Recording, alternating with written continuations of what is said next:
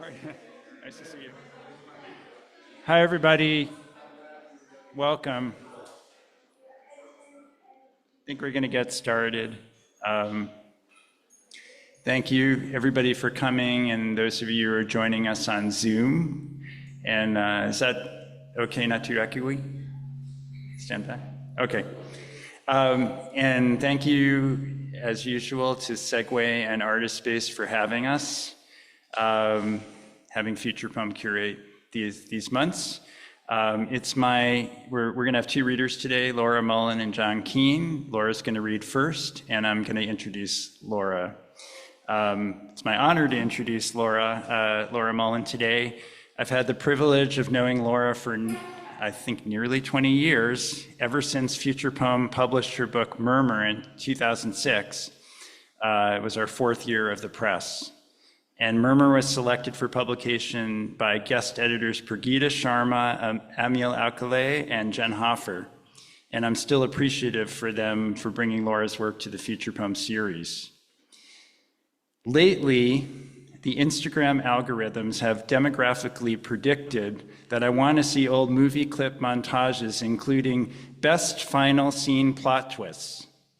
One such clip comes from Invasion of the Body Snatchers, where Veronica Cartwright's character, in a moment of deep horror, confides in Donald Sutherland's character, revealing she has, against all odds, survived and still remains human.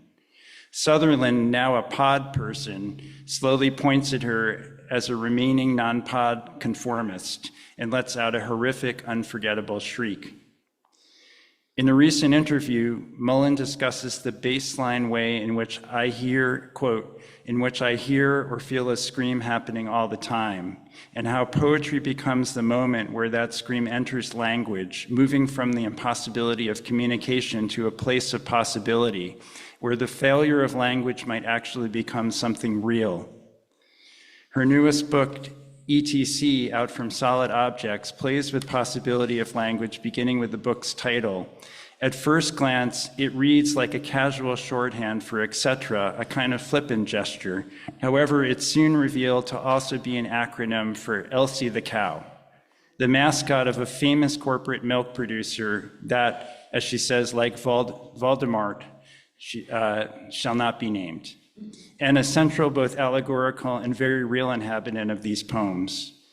As Susan Schultz notes in her review, the title echoes a critique of industrial farming and the corporatization of higher education. The dairy in ETC is housed in a department of anguish, a metaphorical place where many are, quote, milked. A world that shapes and constrains the trajectory of writing and thinking, critiquing those who don't adhere to its prescribed path. But this is anything but a heavy-handed journey. Like a pop star who crafts a sad song with an upbeat vibe, Mullen's poems masterfully navigate the space between anguish and play. It reminds of Barth's concept in The Pleasure of the Text, please forgive me, jouissance, a more intense experience that destabilizes the reader's understanding of language and the word that can be uncomfortable, and the world that can be uncomfortable or even disturbing, but which also offers a deeper and more profound engagement with the text. In ETC, you can feel that playful relationship with truth-telling, the tension between allegory and emotion. Take, for instance, her poem, Dear Elsie. Dear Elsie, are these poems, is this collection, such as it is, a promise of future harm to you and yours, or a reckoning as honest as I can make it of the damage already done, a total of totals? I'm drawn to the exquisite details in this work, the delight Mullen takes in highlighting the twin body-mind nuances of the word ruminating. For instance, a piece entitled Confessional Poem, and appropriate to the history of the Segue series, the word divorce with equal signs between the letters reminiscent of the journal language. The specificity of the language in these poems fuels the emotional urgency of the threats they detail. The threats to our food, bodies, our environment feel intimately tied to the threats to our ability to speak honestly and truly, and the entrenched social and institutional forces we must constantly try to resist and subvert. Laura Mullen is the author of 9 books, a collaboration with composer Nathan Davis, A Sound Uttered, A Silence Cross, premiered in La Jolla in 2015. She is the translator of Veronique Pitolo's Hero, and her most recent collection, ETC, was published by Solid Objects. Please welcome Laura Mullen.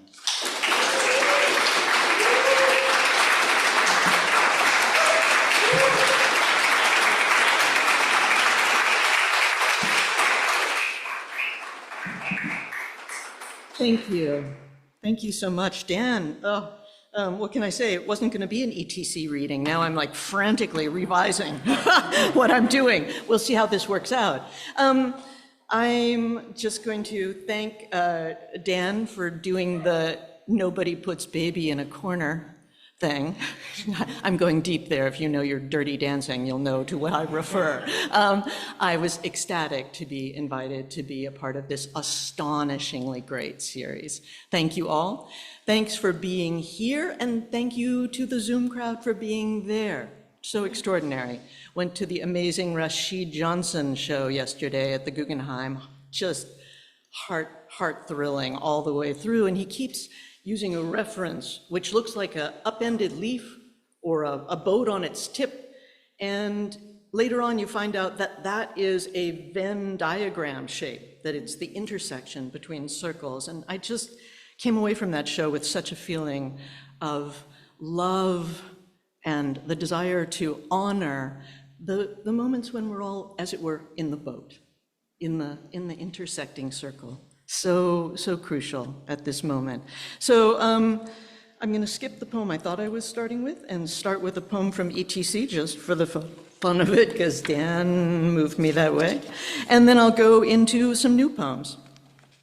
This poem is called Sioux City Milk War. It's the opening poem of the book. We do have books over there.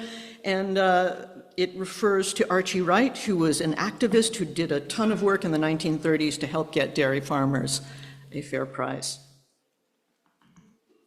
Sioux City Milk War, 1932.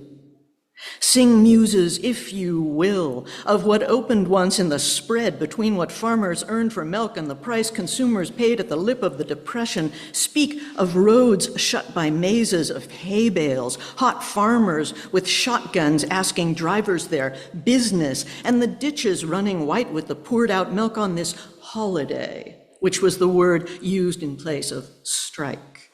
Tell us again of that long ago August and those for whom justice became urgent. Sing of the right to collective bargaining, if you love us, or let the silence eloquent around that lost history speak here of fearfulness.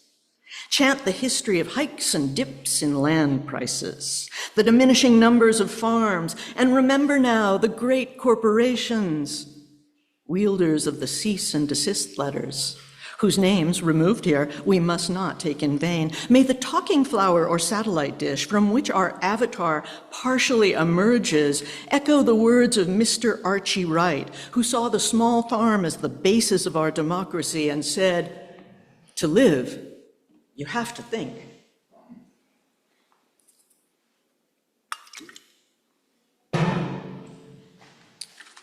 Newer poem, a ghazal, for those of you who enjoy the formal fun.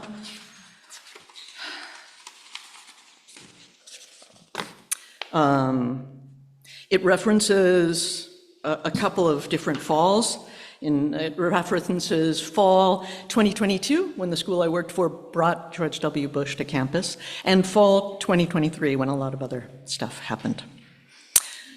Ghazal. Gaza.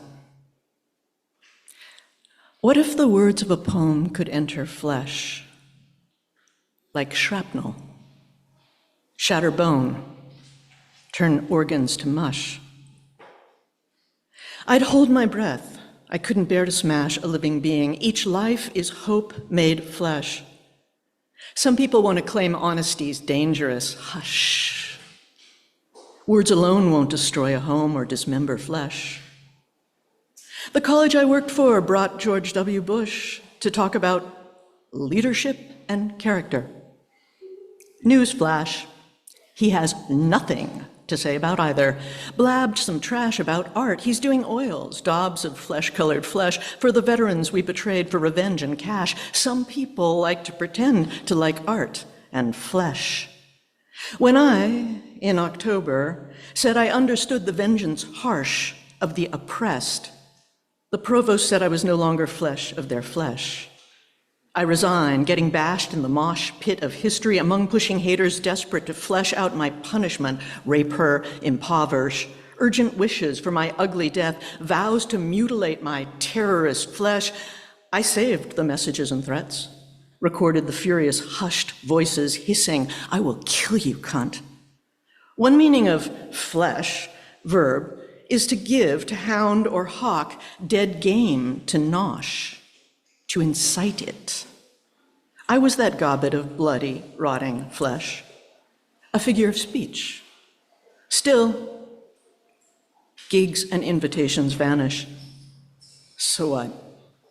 Here I am, alive, safe, allowed to put flesh of image on bone of fact. Gaza is being extinguished. Laura Mullen, your form is mine, your flesh, my flesh.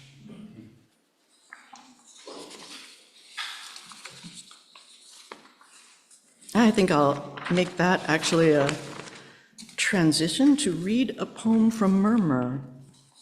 I said I wouldn't, and I am going to. I love this book so much. It was such a great honor to be part of the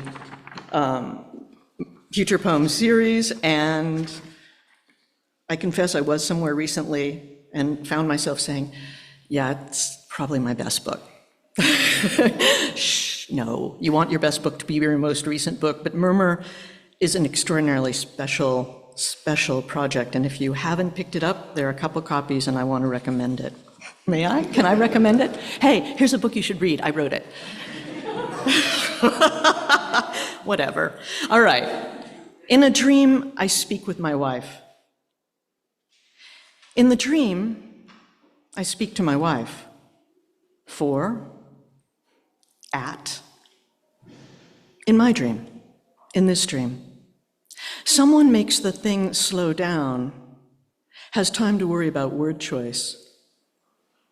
I think I cut her throat, though I couldn't swear to it. In a dream, I tell her exactly what happened, and she makes me repeat it. She says we have to get the story straight. Our story. When she laughs, a bright bib of blood gleams wet down the front of her black dress. In this dream, she says, okay, now, where did you find the knife? My hands are clean. My hands are empty. I say, if you just let me write it down, that would help. I hate it when she laughs. I speak to her past everything that divides us. I could swear to that. When she's past seeing what she calls the really funny side of all this, she says, no notes. She touches a sticky red hand to the front of my white shirt, and she isn't even smiling anymore when she says no again. No, she says. You have to have it by heart. Restraint collapse. I'm going to dedicate this to Joshua Clover, in part because of the Sandra Cisneros quote that's in the poem. Memory of Joshua Clover. Restraint collapse. Touches and tones overlapping, echoes recalled and applied to the current, spinning into some silence, foliage. A bit too ringtone, maybe, I wrote. Seagulls on a trash can, critical aplomb. Lincoln's wife, seamstress. The truth began to dawn, red as the teeth. Oh, but I have what I want, a strategy. We remember to forget in families. Jackie Shelton Green. Money taking up more and more of the space behind the teeth, target dated, etc. The Live Safe app you have to get. Now, training in the 5 protective actions, the compliance requirement, formerly a plantation, now an art school. A single tear slipped down her face. The wind, she said, I'm fine. More to that draft. She was, or I, or we were bitter, riding the alligator, meshing stairs in ceaseless motion, rising or falling from one floor to disappear on another. People who are North Stars, and people who are exploding cigars, and those who are both. Sandra Cisneros, a grooved shimmer. Reaffirmed her dedication to R, I echoed from some elsewhere friendship. Scatter mutter, woman sobbing, hand over eyes, led away by her partner. The poet advised us to write as if you were going to hide the work. Momentum and consensus. Reflect on what you learned, our inviter speaker suggested, so you can come from a place of strength. And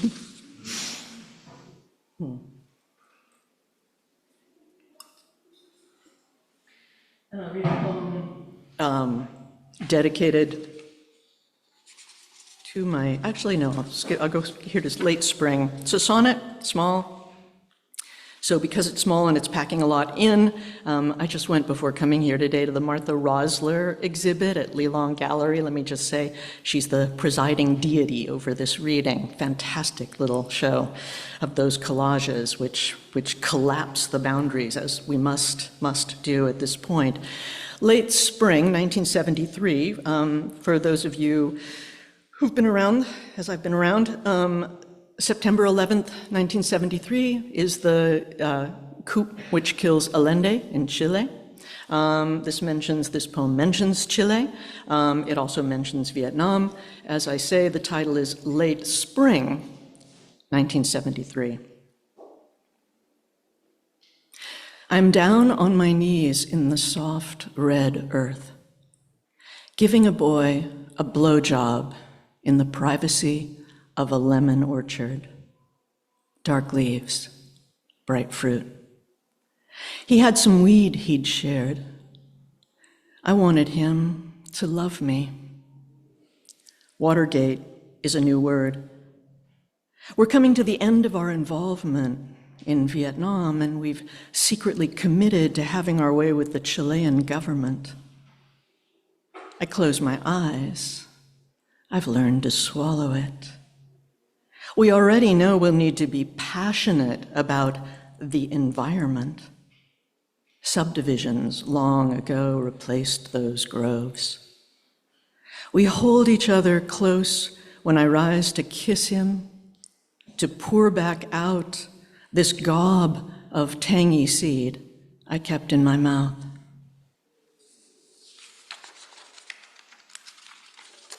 And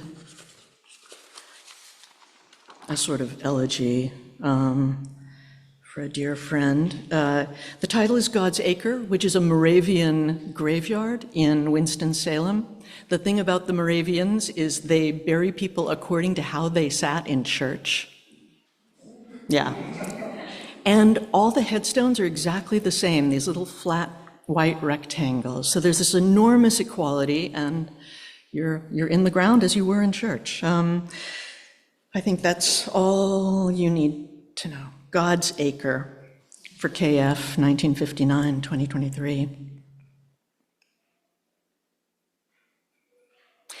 After your ex-husband called, I needed to be with the dead. They say they are so quiet. That says it, doesn't it? Part of what united us, the belief that somebody needed to say it, the hard stuff, honesty, everything and not enough. I don't read the flat, pale headstones. I wander, keeping to the bricked-over paths between the grassy divisions, determined by church seating of even plots. What if they buried us like that, we academics, in our departments, by the arrangement of our offices, maybe? I'm trying a joke. Your ex, now widower, because you two remained a couple, although you divorced long ago, and I love you, but I can't live with you, was, he tells me, almost the last thing you said to him. Wants to talk about money, then to rant about academia. They can replace her because she died, he snarls, but the retiring faculty won't be replaced. But it was what he said about how he found you that sent me to the graveyard's silence, almost silence, bird song, distant traffic, my own irregular breath. You'd left a finished manuscript of over 400 pages. Maybe I can publish it in thirds, he said, you said, and tells me he sent the first part, it's a book, to a good press. If you'd lived, I'd have maybe got an email like all the ones you wrote me when you were, it seemed like forever, on the job market. A wry and witty list of the multitude of reasons they'd be likely to say no. A prophylactic rant. A record of tender excitement, fear, and hope. I will never get another hilarious, sassy, brilliant email, nor hear your voice. Face down, buried, you who had such trouble breathing under quilts. Your arms and your body lying crossways, head hanging over the side of the mattress. You had, alone, drunk 2 bottles of wine and swallowed Ambien and Xanax. I think I'm not supposed to say this, and I am supposed to say this. Raised by alcoholics as we were, we could never be sure whether we ought to scream or shut up. We spoke without knowing how or if speech worked, wrote as if we feared or hoped it was all footnotes, starred fragments at the bottom of the page, or endnotes, dense, allusion-heavy, fierce, but in the font size I like to call bug shit. I walk between graves, moving between the remains of the permanently silent. I am both writing to someone who will never read this, and for all the competent, generous, kind, caring, intelligent women in academia who come home after trying as hard as they can to meet every need, and begin the process of attempting to erase hurt and rage by erasing themselves, as we did. I don't know which of us got those scripts first. Could tell you, if you were here, about the joke I made during the pandemic. I'm going to get 2 cats and name them Tequila and Xanax, so I can say I love, yeah. Promising rest and delivering bruised, dizzy sleeplessness. Alcohol is a chunk of marble carved to resemble a soft feather bed. It looks so inviting and it will smash you. And drugs are a high-interest loan against grief's debt. Hiss of traffic, bees humming among the wilted bouquets. He laid down a wall of words, your former husband. He wanted to talk about selling your condo, your car, then about insurance, about your retirement account, how you left your front door unlocked every night so that EMT could get in if needed, and kept a baseball bat beside the bed in case of a rapist. And he gave me the coroner's report. I'm standing in a graveyard saying, you, as if I could call back the friend I gave up on, because even when I reached her, it seemed like she'd vanished. You. And because I'm always unsure about the difference between life and death, feeling like I am myself a ghost, I let silence open between us. I forbid you, you wrote to me once, to leave this planet. I'm standing in this burial ground trying to figure out how to go on living with my failure to keep you here and hold you close.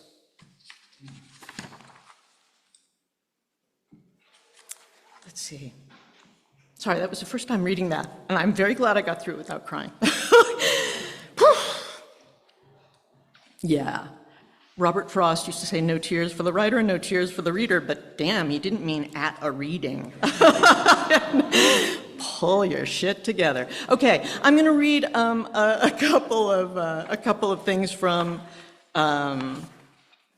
ETC, and I'm going to invite a friend to come up for the last poem that I'm going to read, which is called Lactorium. It's in ETC. If you feel like reading along in the audience, you can just go grab a book and bring it to your seat and read aloud. The other thing I'm going to ask you, if you're in the audience and you're feeling playful, because I'd love to make something happen that can't happen when we're not all gathered, as a way of saying, isn't it fantastic that we're gathered?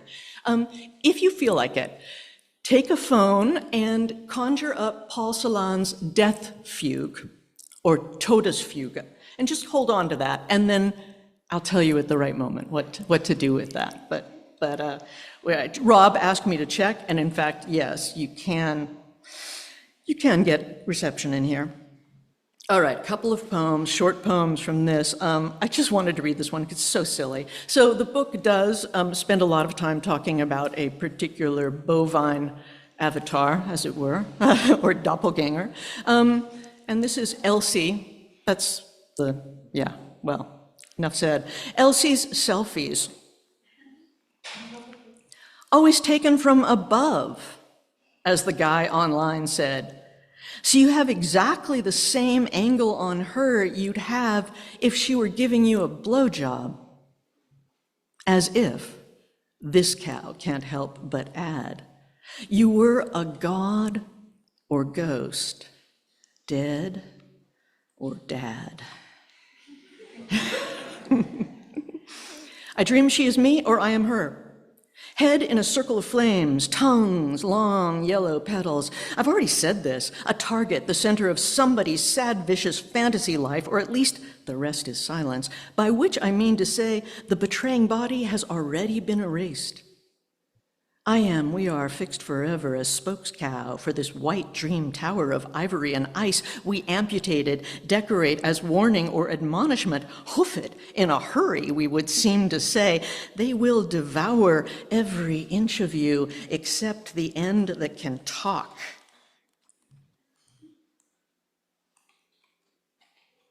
Okay, I'm going to stop that, so one small poem, and then what I'll call the Lactorium adventure.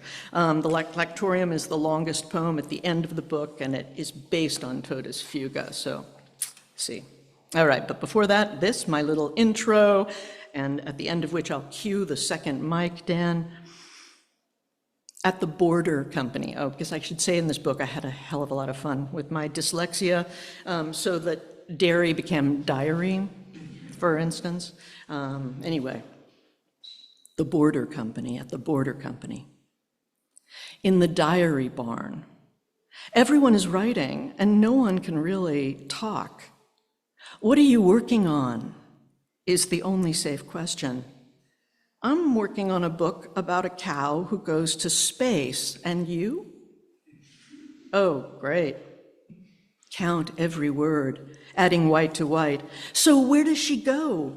The cow, the Milky Way, of course, and she never comes back. All right, here goes. We are into Lactorium, which has an epigraph. Death is a gang boss. Paul Celan. I'm going to take that one and give you this one, and I'm going to pull this over here so I have a little light on it.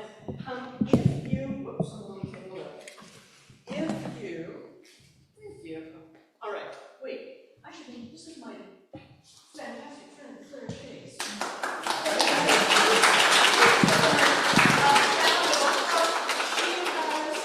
She is helping me. We're reading this poem.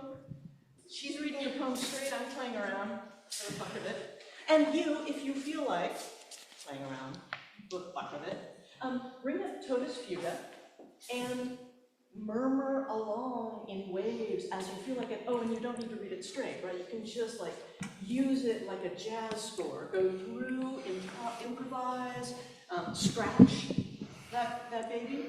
Have some fun. If you've got it, let me know. Got it? Somebody got it? Cool. All right, great. All righty there, my dear. Here goes. We haven't practiced. We have no idea what will happen here. That's the best way, don't you think? Improvisation. Lactorium. Lactorium. Death is a gang boss. Is a gang boss. Is a gang boss. Paul Celan. Is a gang boss. And your heartlessness and your longing for lies are like milk to me.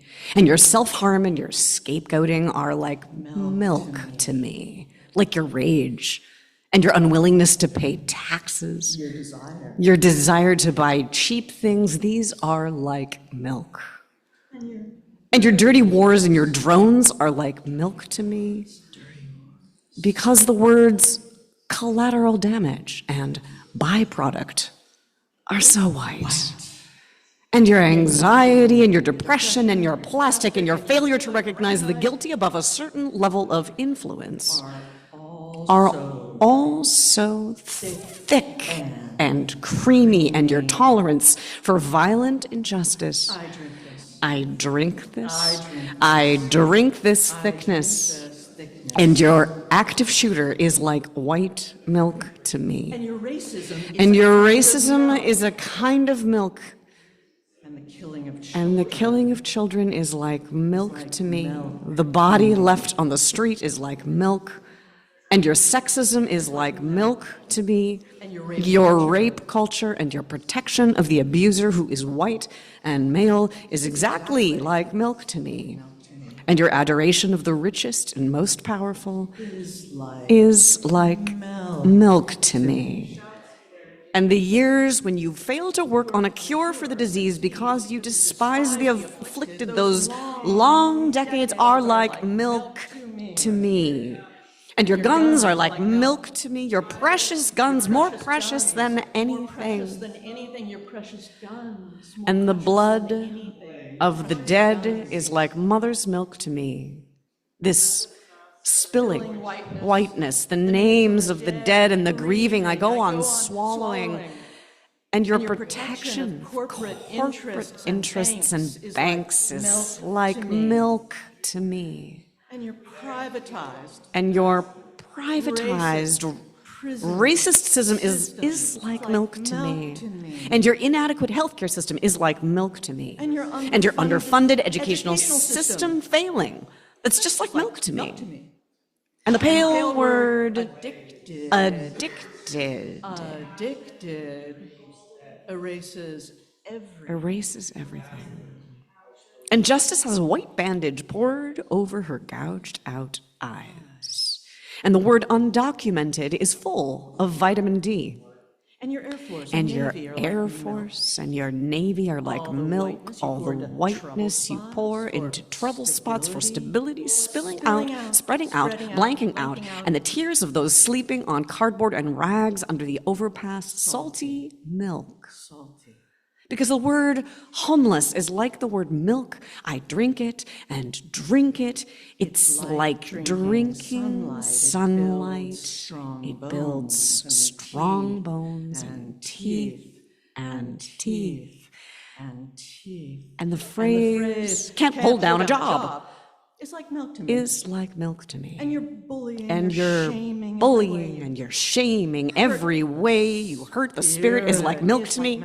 And your worship of the fascists, your support of the dictator is cold, like cold milk. And student debt. And catastrophically failing infrastructure. And your love of the lies of the would-be legislator, these are just like milk to me. And your prescriptions. For the refills. Painkillers, the refills. The new prescriptions and medications. And to help you medications. And the anti-anxiety shitting pills, medications, and the antidepressants shitting pills, and the new shitting working, stopping shitting working might, shitting working might, pharmaceutical, white,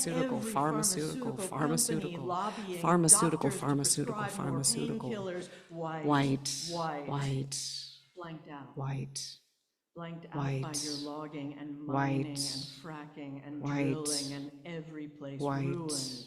Forever is now that it's ruined forever and uninhabitable, just like milk to me. And the end of languages, cultures, species, knowledges, ways of living is like milk. And your contempt and self-pity and fear are also like milk. And all the lives deformed or erased by your lies and imaginary needs are like milk to me. I drink. And I'm drinking. I choke. And go on. Drinking. It's endless. Choke. This white. Drinking. On white. Drinking. On white. White. On white. Drinking. On white. White. Flag. White. Unfurling. White. To spill from the edge of nothing. White. Into nothing. Drinking. stinking drinking. of methane.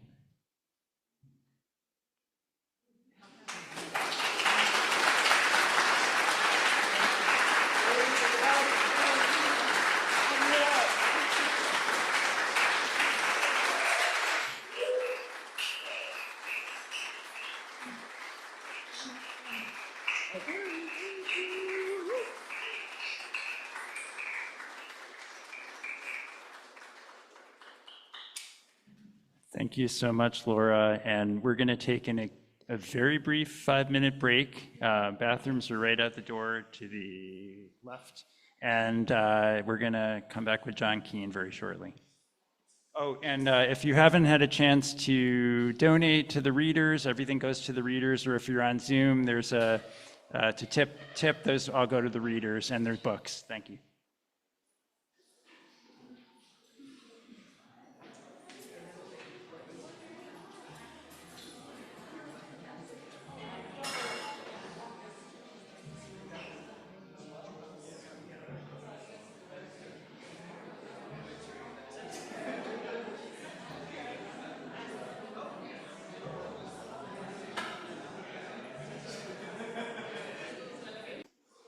Wow, everybody is so obedient. We're almost back. Great.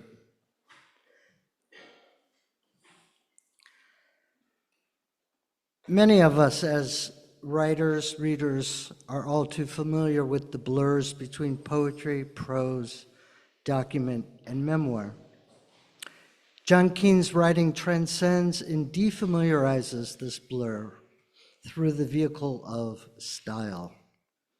Every line, every sentence is layered with multiple genres, and John manages to activate these genres by stylistic strategies. In his first book, Annotations, New Directions, 1995, an experimental novel, the pages look like prose but sound like poetry. Annotations is part meditation, part memoir, part long poem about growing up in St. Louis, forefronting complex insights about sexuality, straight and gay, social class, and race. In Counter Narratives, New Directions, 2015, a collection of stories and novellas, Keene begins in a 17th century patina. The syntax and vocabulary are so convincing that I was sure at first it was appropriated from a historical document. Keene reimagines moments both real and fictional from the history of the Americas, adopting the language and literary forms of the time periods in which his characters live. The scope of counter narratives is head-spinning, ranging from the 17th century to present, drawing on newspaper accounts, detective stories, memoirs, interrogation transcripts, etc., and ranging in themes from slavery and sorcery in early colonial Brazil to Twain's Free Jim meeting up decades later with raft mate Huckleberry Finn, to a conversation with a Degas painting that talks back. In his latest collection of poetry, Punks, Song Cave 2021, the writing continues a weave of historical narratives threading the themes of love, especially lust, loss, especially AIDS, desire, and oppression. Punks was awarded the 2022 Tom Gunn Award for Gay Poetry and the 2022 National Book Award. In addition, John Keene has also translated 2 books from Brazilian erotica novelist Hilda Hilst, most recently Letters from a Seducer, Nightboat 2014. A 2018 MacArthur Fellow, a member of the Darkroom Collective and a graduate of the Fellow Cave Canum. He is currently professor and chair of the Department of African American and African Studies and a professor in the Department of English at Rutgers University. Please welcome my fellow St. Louisan, John Keene, to Segue at Artist Space.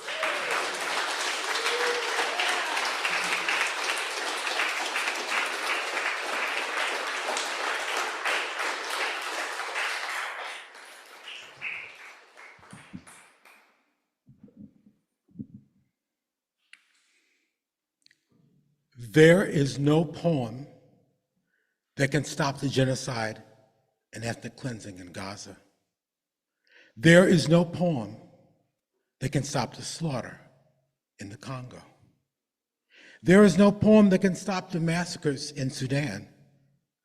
There is no poem that can stop the missiles raining down on Yemen. There is no poem that can stop the bombs raining down in Kharkiv. There is no poem that can stop the battles over Kashmir. There is no poem that can stop the raising of the Amazon. There is no poem that can stop the steady march of fascism and authoritarianism. There is no poem that can stop the rising tide of nationalisms. There is no poem that can stop the creep of illiberalism and liberalism's failures. There is no poem that can stop the ongoing toxins of colonialism and empire. There is no poem that can stop the rapacious jaws of capital. There is no poem that can stop the assault on workers and the poor. There is no poem that can stop all the racism, patriarchy, misogyny, homophobia, transphobia.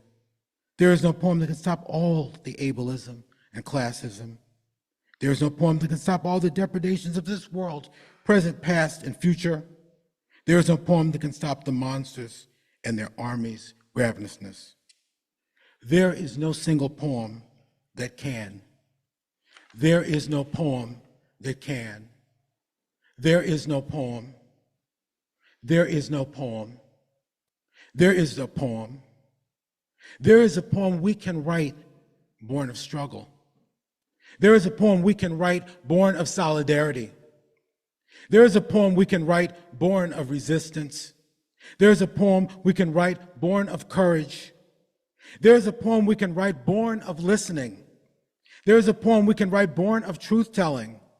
There is a poem we can write across our differences. There is a poem we can write born of action. There is a poem we can write about our silences. There is a poem we can write not beholden to anger or fear. There is a poem we can write born of joy. There is a poem we can write together. There is a poem we can write. There is a poem we can write together. There is a poem, and we are the poem. We are the poem we can write. We are the poem we can write. We are the poem, and we can write a poem.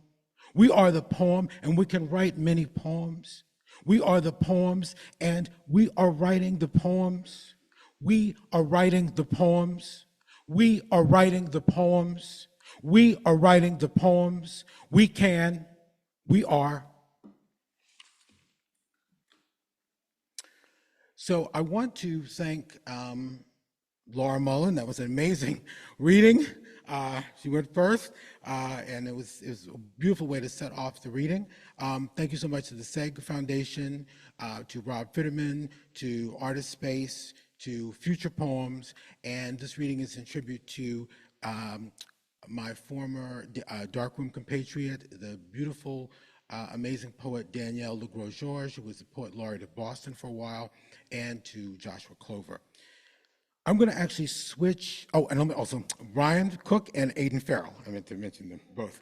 I'm going to switch over to a poem, to two poems. First one now, and then one to end, by the late Essex Hemphill, who was one of the most important Black gay writers ever.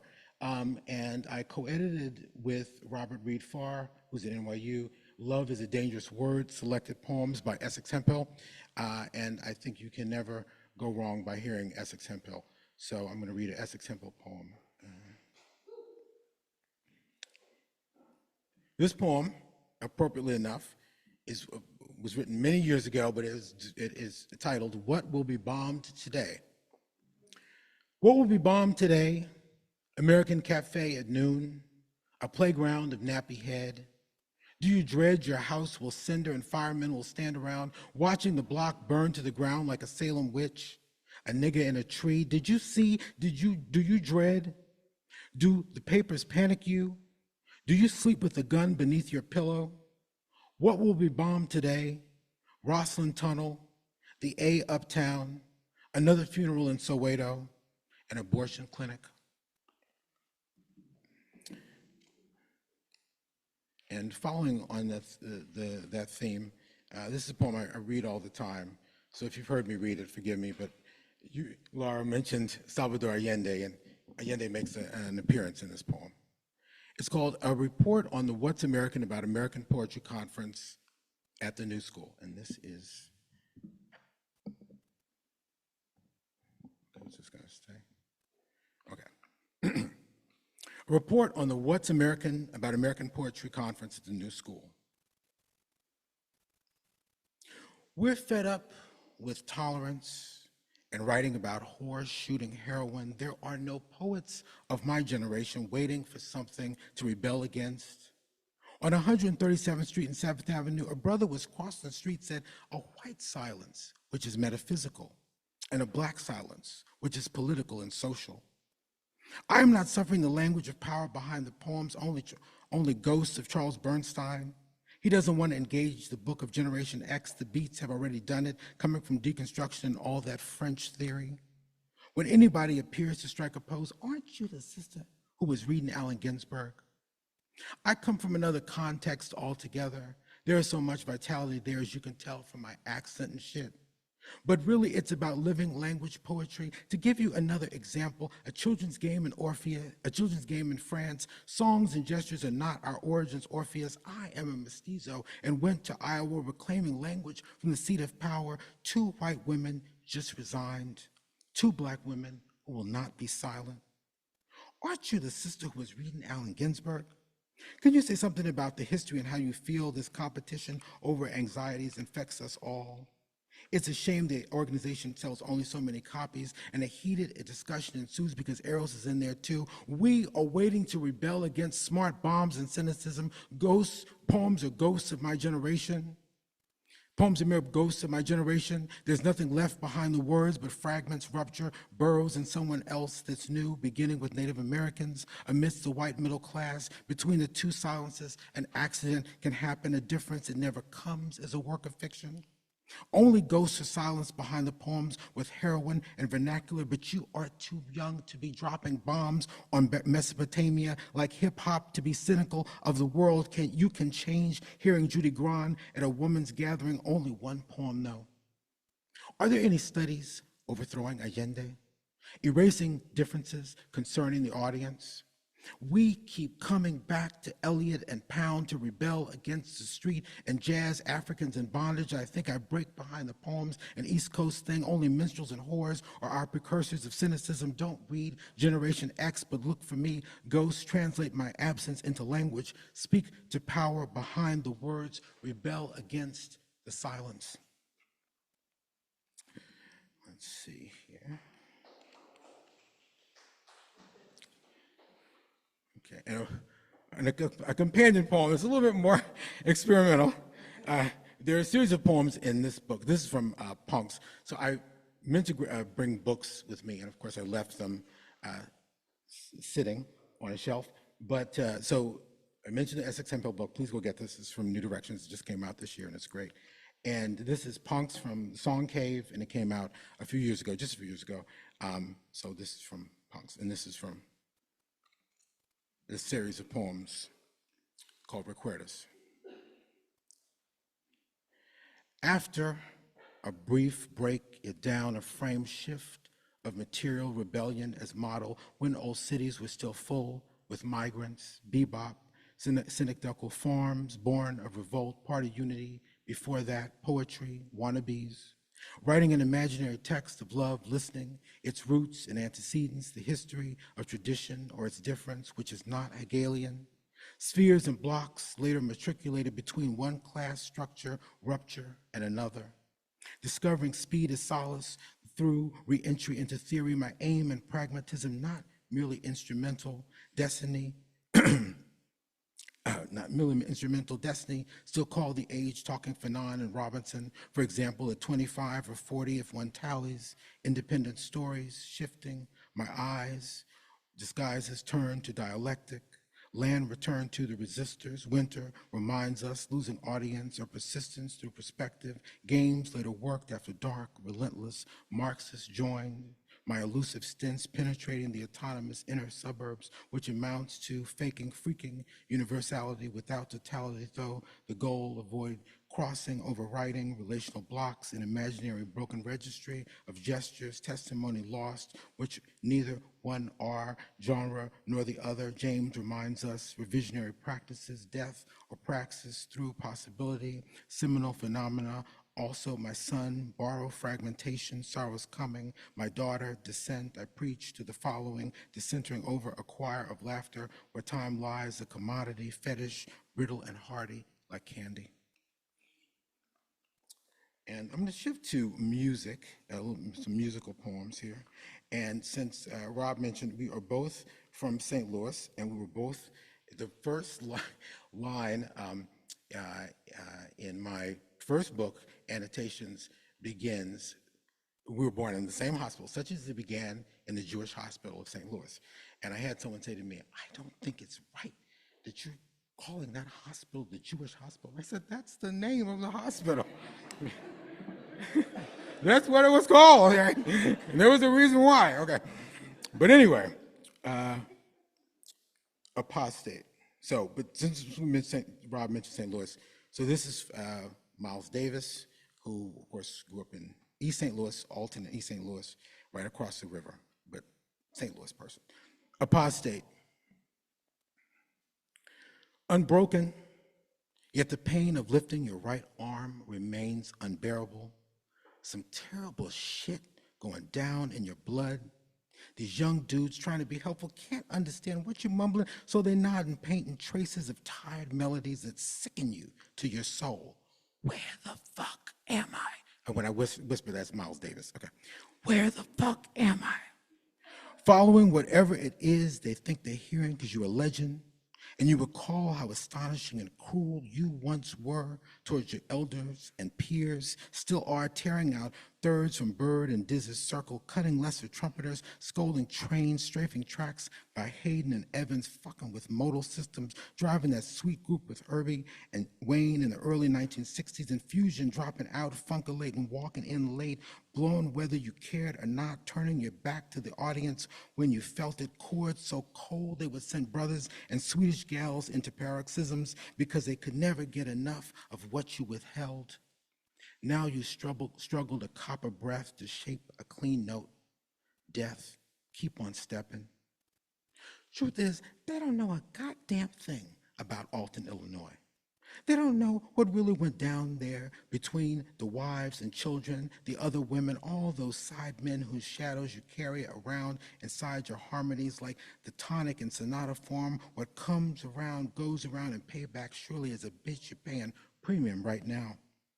They don't know what it means to be a black dentist's son, a scion trained to Juilliard and in the dream logic of Harlem, returning to your daddy's farm, long past grown, him leaving you to live or die in the sweat of your nightmares in your room above the barn as you battle the past, your ghosts and junk, wrestling like Jacob the relentless angel that yearns to slay you, lay you out, so you keep swinging, burning in those hazy blues of back rooms and burning spoons, turning back to every word and tune that ever sustains you. Don't fail, finding the breath to wield a grace note. Death, not yet. Tonight, amped to decibels to blow the eardrums clear of hearing bassists and keyboardists whose names you never learned or cannot remember, ancestors and mojos and juju protecting you even though your heart keeps popping like a snare drum and your ears register only a red buzzing. You mount the stage, or was that yesterday when you prepared to state with your horn which your lips refuse to bear away, how it's not about being a genius or merely surviving, how nobody ever sees what goes down in the head of a brother striving so hard to make something beautiful and impregnable and lasting out of the margins of this blue life, how the dues you pay never suffice and you play and play and play thinking that moment will come, but it never does, or it came so often you realized it only too late, like now, so you'll always blame yourself. Assume responsibility. Passion is a song you sing on your own terms. The set opens and you hold your breath to map the evening destiny. Sound. Death. Get ready. And a slightly lighter poem. This would be just a few blocks, well, more than a few blocks, a number of blocks north in the village. Okay. So Sullivan is Sullivan Street. And this is ionization, or ionization. Yardbird drops to the sofa in a tonal haze. Edgard leans in, his rug-lined study on Sullivan steeping, mid-July. Ink veins his shirt sleeves, his mind leaping with an arrangement of percussive possibilities. The Baroness dragging on a beady asks Charlie whether Chan can hear a pin drop when he solos as she can. Or could. She's already losing her upper register. Edgard silent could answer that perception consists in orders of mastery, so as with genius. The hardest art, Parker's, appears effortless. Louise enters with a tray of tea and salmon sandwiches, returns to her translation, mon semblable, mon frère. What is the queer phrase that Parker is mumbling? How to weed snow? Be no one? No, no, mon ami. Notes. He wants to learn how to read them. Edgard considers his proposition given that gifts such as Parker's can hardly be set down on paper. Where to begin? Wielding a score of Amérique before the afternoon's pale bars, his thoughts hop from scale to scale, losing bird to a swallow of wallow that nests in his consciousness. Ablaze with boredom, the Baroness rises and departs, later denies the scene ever took place. Louise continues casting her net upon a French sea, hearing Parker's sweet accents that sound like moans, her husband's faltering voice, the ever confident pianoforte. I is another. And here's a poem. Since you read a poem by Salon, I'm going to pick, I guess he would have been a little bit older than Salon. It's an LA poem, Arnold Schoenberg poem. It's called Dritte Acht. On Rockingham, terraces smolder with eucalyptus. Bronze faces glide past man-sized hedges. The Andrews sisters tune on the wireless corn gold from countless movie screens, the American's magic box. Vienna, what remains of her carcass now. The composition class I led at UCLA convenes these days at 4. Across the street, Miss Temple waves as she slides into her limousine. In Boston, Kusevitsky leads woodwinds through Stravinsky. In Brooklyn, the box scores say, yesterday, Jackie Robinson scored all the way from first base. Before me, pages blank as gravestones stare back from my Steinway. A breeze rustles the acacias, our snake through backyard lilac. And the third act, still unfolding within him, another life, another tongue, the Jacob's ladder ascending, no, where feeling already is form, the idea already forms the word, yet along these bars, other bars unmoor, the world revolves within. How does one who is called reveal it? Therefore, forge another language, shape through note and act the vessel, where quest is message itself, call forms from beyond, form beyond naming, the idea inexpressible beyond representation, the word revolves within, the messenger face down beside the tablets, shattered, the messenger crying in broken breaths, not one, no one is listening. I'll say these are acrostics. Air from other planets, notes chosen like shibboleths to set the tone row, opening with A major, next B flat, which turns the ear. When I dream, I hear each note of the prime form and transformation, breaking the grip of tonality, E, D, E flat, D flat, even though like Albin, occasionally I relax the method whenever necessity demands.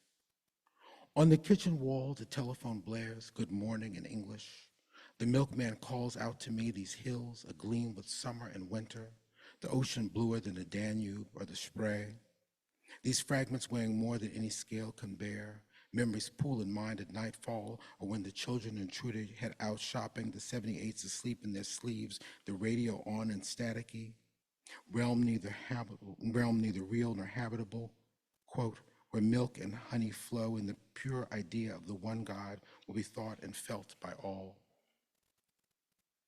Against the muse's inquiries, lingering challenges scoring late afternoon, pinned down, bread with jam, a sip of Coca-Cola, no nap. After a stroll beneath the palm trees, these knees no longer so limber, this heart beating like a drummer, learning rhythm energetically, but slowly repeating its own deep melody, greening in my throat before it's gone. 22nd January. Dear Mr. Moe, I have served the Guggenheim quite a number of times in writing opinions about candidates for awards with more or less success because seemingly not everyone considered me an authority of the same magnitude, as did the applicants. I have taught now almost 50 years.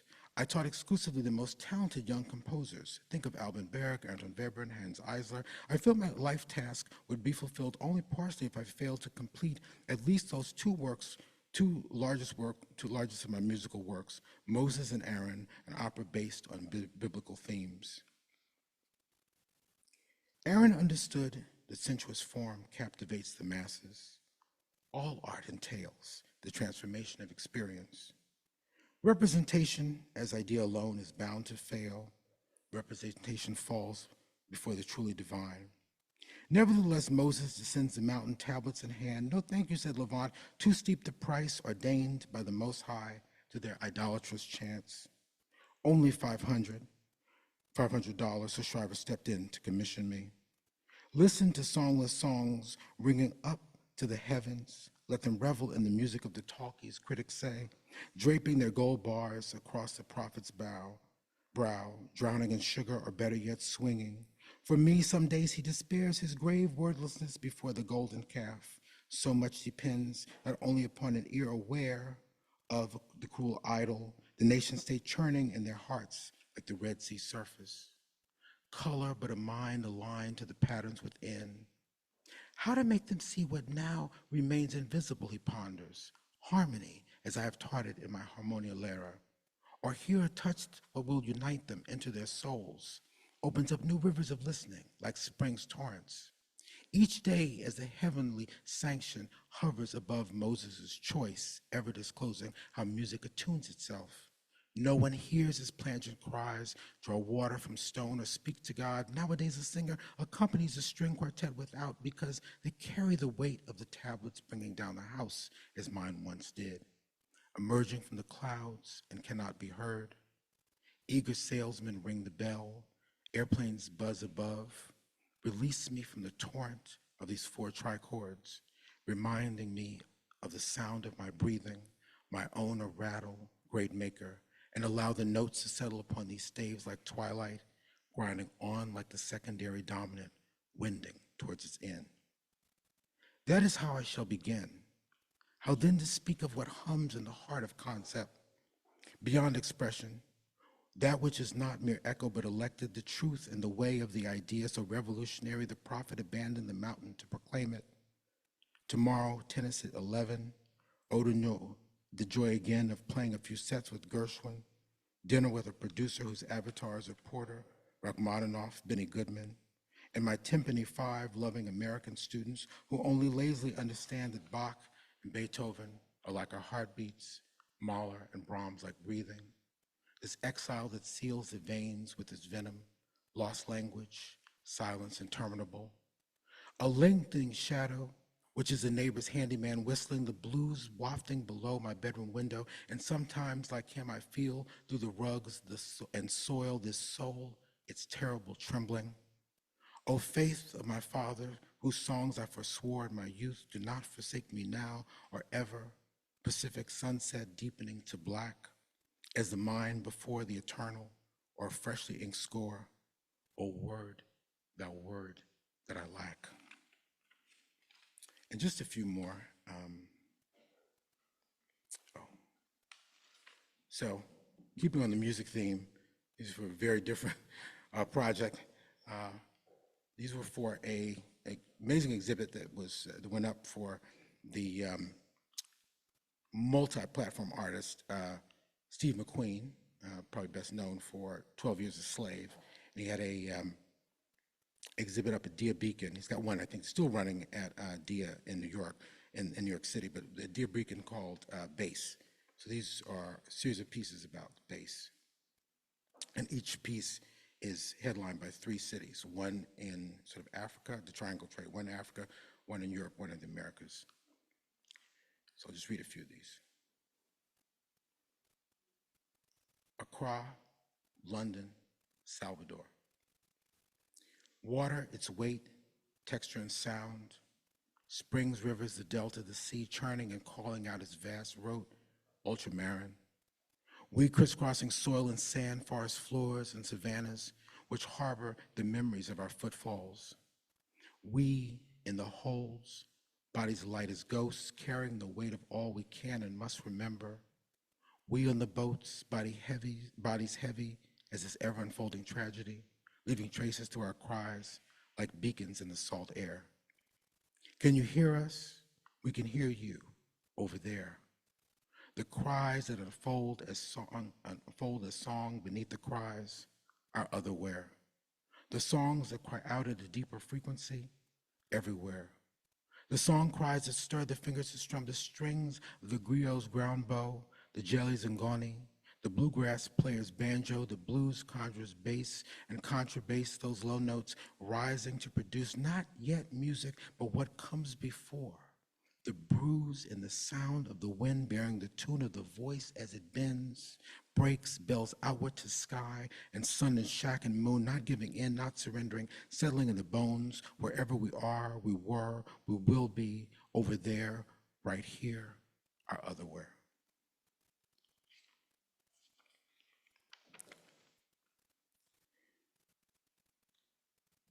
Dakar, Port-au-Prince, New York. They say, you know how to play, he says, approaching you as if you had any interest in what he has to say. Go away. You have been sitting quietly in the corner, your mind like a page blank and open to the room, thinking.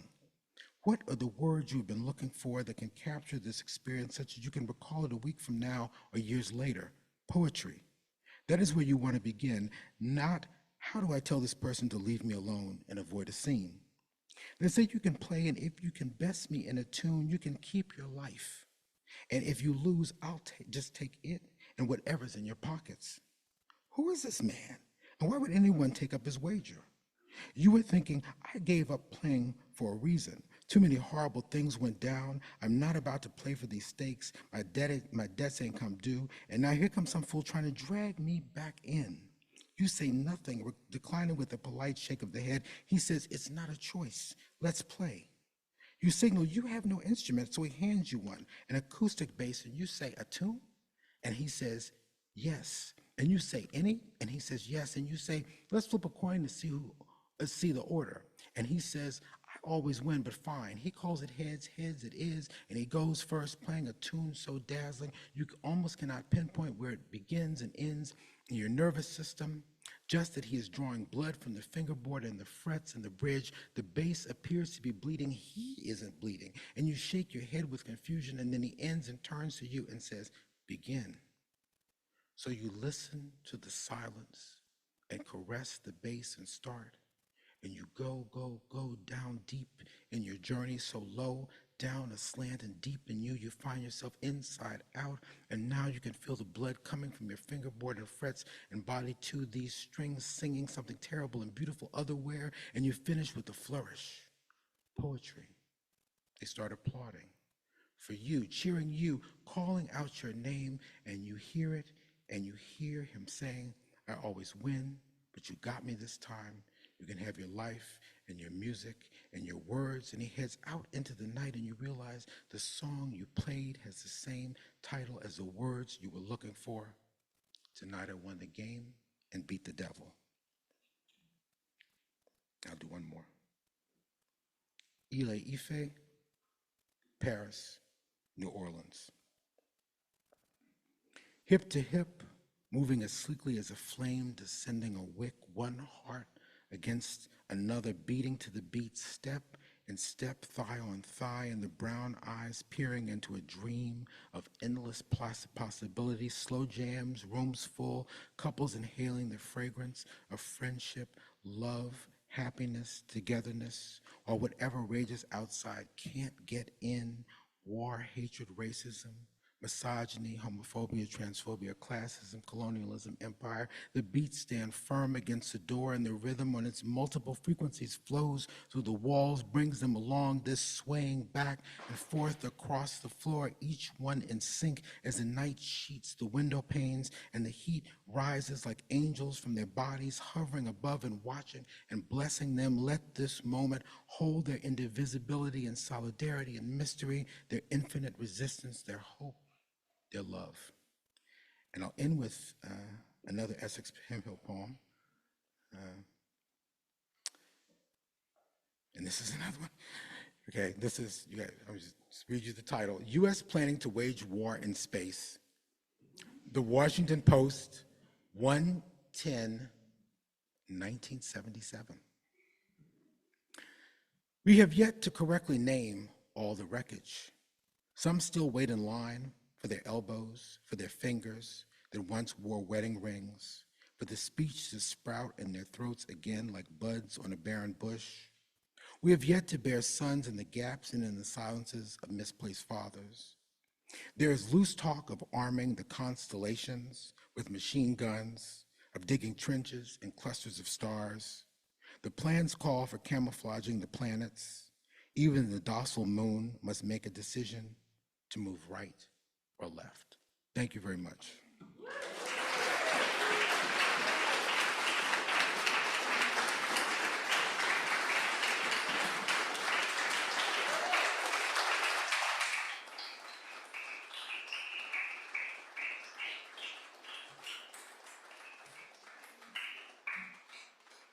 Thank you so much to John and Laura for those readings, and thank you everybody for coming. Artist Space has been super generous inviting us here, and they've asked us to clear the space by 6:30. Everybody's welcome to hang out as we usually do in the alley outside, which is very nice. So if you could help us out by doing that, that'd be great. Thank you so much for coming.